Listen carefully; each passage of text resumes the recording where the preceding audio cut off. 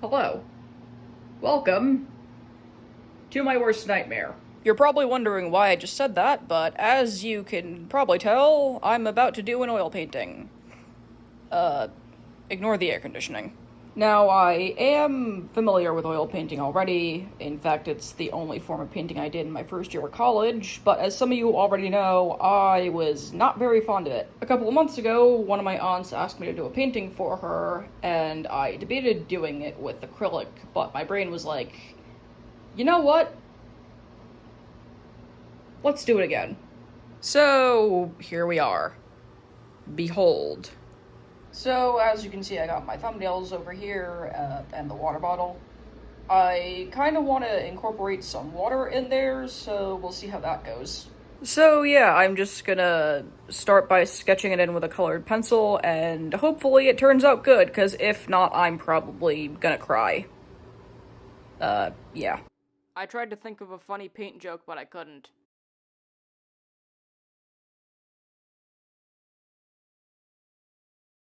Now, a good thing to know when you're drawing stuff, and I say this as someone who went to art school, reference is your best friend. Case in point, those waves I have over there.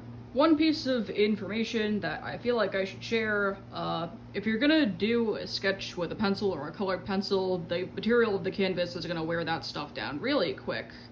So, hey, focus. It's always good to bring a sharpener. Don't mind me, just constantly looking at my laptop screen for reference. Anyway, I don't have much to say outside of the creative process, so I guess I'll just butt in with my narration as I go along. So, after I fully prepared everything, it was time to sketch. My aunt asked for a set of 5 dragons, though she didn't specify what kind, so I took a few creative liberties. I knew from the start I didn't want to do the conventional dragons like the ones that can be seen on Game of Thrones, so I took a slightly different direction and looked up images of betta fish for reference, and those features are prominent on the dragon's tails and their back fin thingies. Well, I'm hoping it'll be prominent by the time the painting is done. The water also plays a big part of the painting as a whole, and making sure I got it right was a struggle. Of course, I did look at multiple reference photos, and I did eventually print one out, so I would always have one on hand. And now, a fish. Adding the fish was a bit of a last-minute decision, but I didn't want there to just be an expansive ocean at the bottom when there were 5 dragons circling the moon up top. Specifically, I chose the milkfish, also known as bangus. My mom and her family, my aunt included, grew up in a small town by the ocean, and the milkfish was one of the many fish they saw.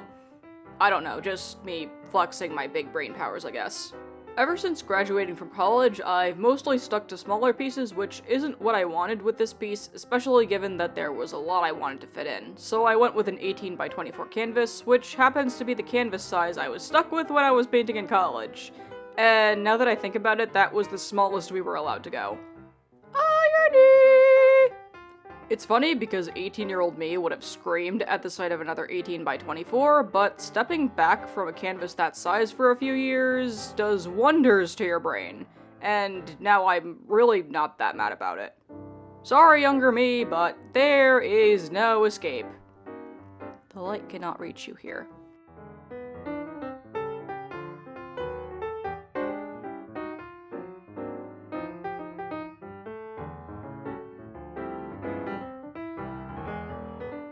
Once the sketch was done, I did an underpainting because the thought of a pure white canvas peeking through the finished product was nothing short of a nightmare.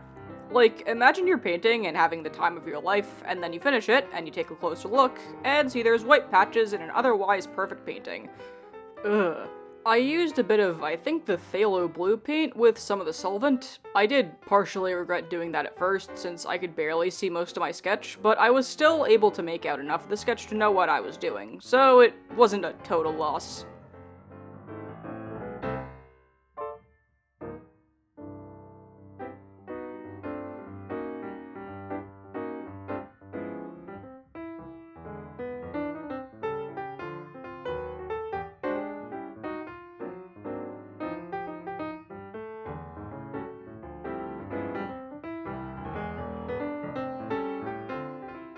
I waited another day so that layer could dry, and then I started painting in earnest. Logically, it made more sense for me to start with the sky, and I also painted the sides of the canvas, because you gotta make it look good, man. Painting the sky took about a couple of hours or so, but it was nothing compared to getting the clouds to look somewhat presentable, and that, in and of itself, was a whole other struggle. I'm still not entirely happy with how they turned out, so chances are I'll go back and redo them before I actually finish. I had a photo for reference on hand as always, since I don't normally paint sunsets, and I found one with a color gradient that I really liked, so I went with that. I actually wasn't satisfied with how the sky came out at first with how it went from blue to white to orange, so I made the bottom of the sky a little more vibrant where it meets the ocean, as you'll see in a bit. It was just too dull for me, and it drove me insane! I didn't film it, but because I couldn't see much of the sketch that I originally did with the colored pencil, I decided to do another very rough sketch of the waves with some of the paint. So I went in outlining with the dark blue, and then I added the milkfish back with the magenta paint if I remember correctly. I did eventually do this again with the dragons, since I couldn't see much of them either.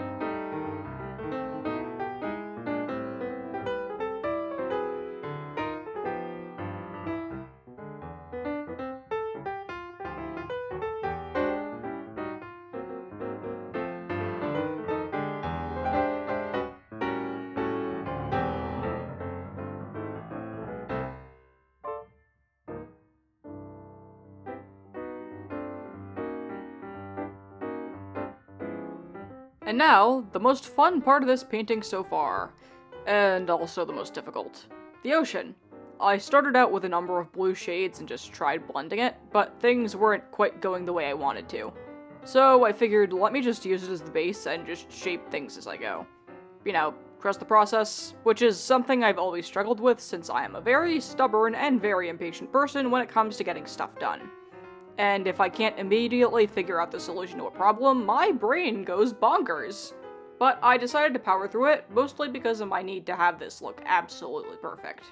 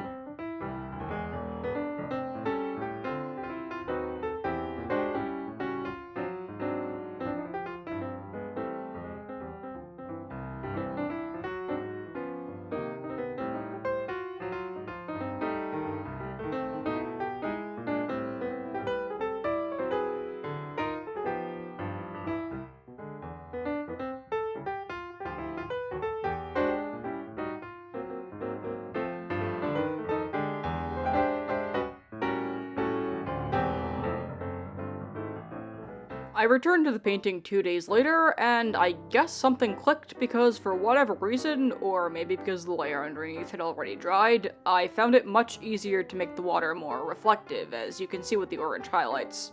Much of the time I spent that day was figuring stuff out and making it work with the power of brute force. I'm joking, I looked at reference and prayed that things didn't go south. If you're aiming for something that's at least somewhat realistic, or if you want to do shading in your art, then understanding where the shadows and highlights go is a pretty big deal. Painting water was fun, but it's also a nightmare. As soon as the paint dries, I want to go back and add some highlights on the left and go in with some whitish purple highlights as well. Before I called it a day though, I went and redefined the outlines for 3 of the dragons as well, as you'll see at the end. And yeah, not much else to say, again, outside of the creative process, so enjoy me painting.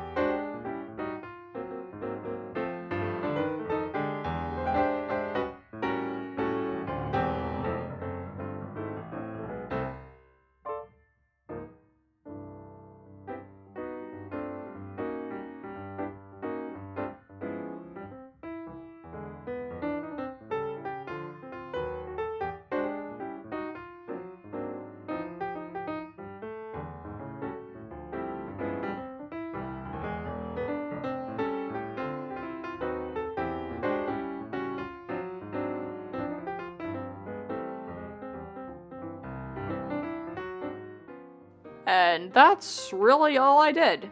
If you made it to the end of this video, thank you for sticking around, and make sure to like and subscribe because there's definitely going to be more to this painting quest. I post new stuff every Monday, so if you're interested in hearing me talk about books and draw things, then by all means stick around. I will definitely cover the whole process behind this painting, or at least as much as I can, so please stay tuned, and thanks for watching!